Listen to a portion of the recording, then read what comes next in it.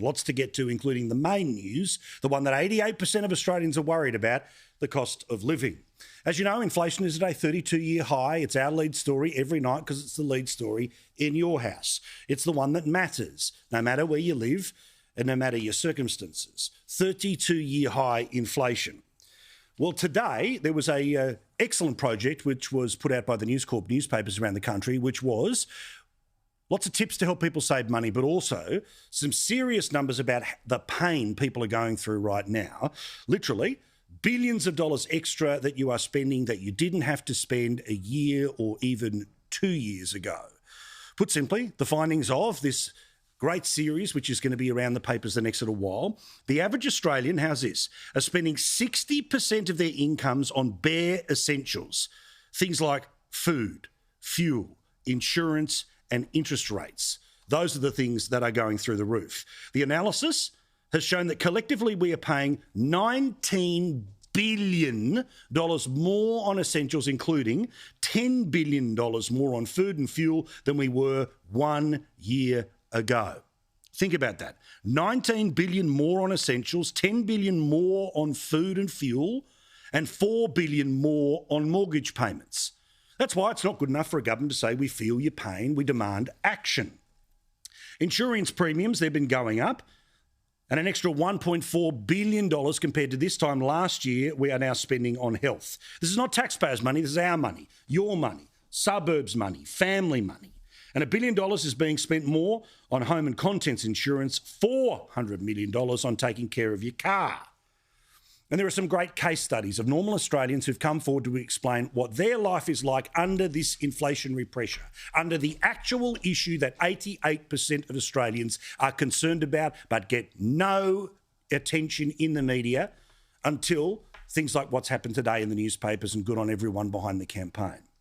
This is Rachel and Brad. I'll read a couple of quotes of what they told the papers today.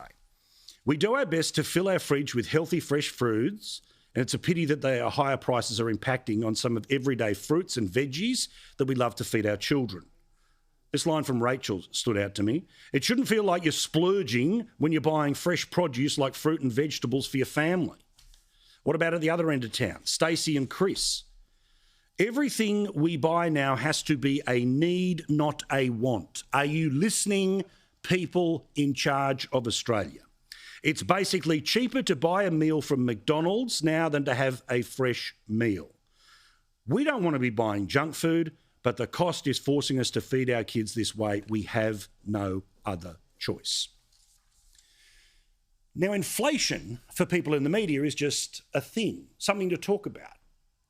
For the people who consume the media and live in the real world, it is the difference in a quality of life.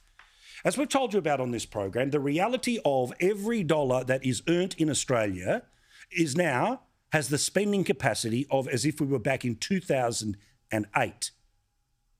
As the cost of business increases, as will the cost of goods, which becomes inflation, which becomes interest rates. That's before you even get to stupid, over-the-top government spending that no doubt we will see in the next little while.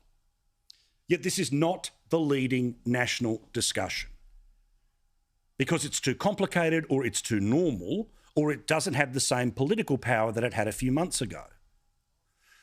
The cost of living crisis is one that will get worse before it gets better, which means people get more desperate. It means that people who want to have fresh fruit and veggies for their kids, including these couples who say that they used to be able to buy things like strawberries for their kids, but that's now considered a treat. That's the world we live in right now. That's the reality of suburban Australia. That's the reality in regional Australia. Yet it doesn't get a run on Twitter, and it barely gets any attention in the mainstream media. But well done to those News Corp papers for getting behind this and trying to give practical solutions about how you can stretch your dollar further. But by the way, remember how we talked about how Australia, thanks to the resources sector, exports more than we import?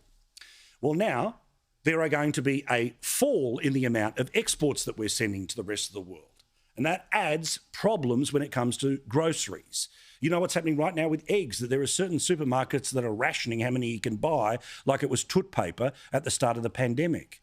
That's the country we live in right now. That's the one that needs either assistance, direction, or someone to, dare I say, bulldoze their way through to a better solution.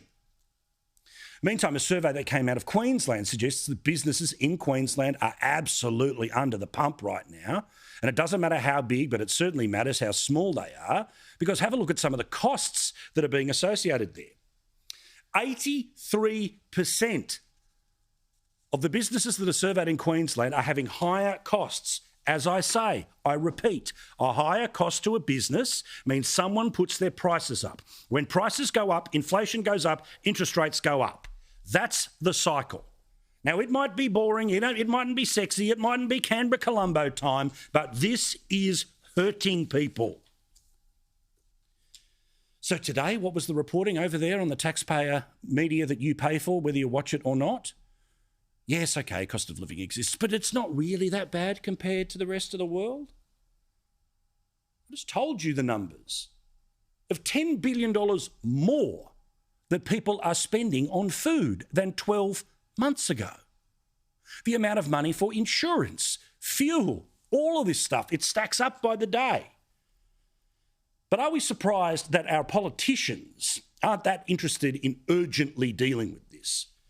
Because it turns out that they're spending an awful lot of their time when they fill out their tax returns every year, claiming more than almost any other industry for at-work expenses. According to the Financial Review here today, and I'm sorry it's a bit wordy, but you've got to have a look at it here.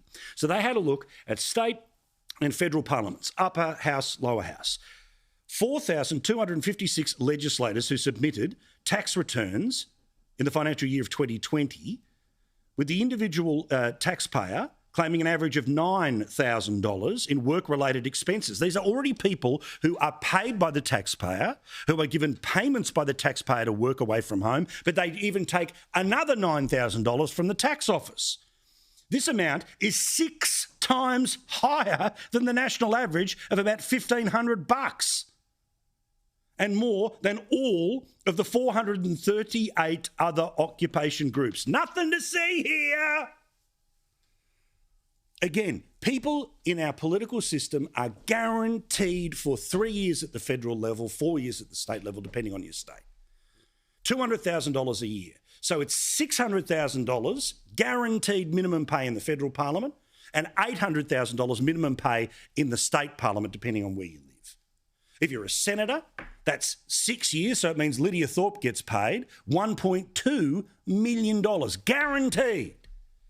So perhaps the urgency about dealing with the problems, about people being able to find fresh fruit, vegetables, eggs on the shelf, to do anything about insurances, because their priority is getting even more money from the taxpayer back when it comes to work-related expenses.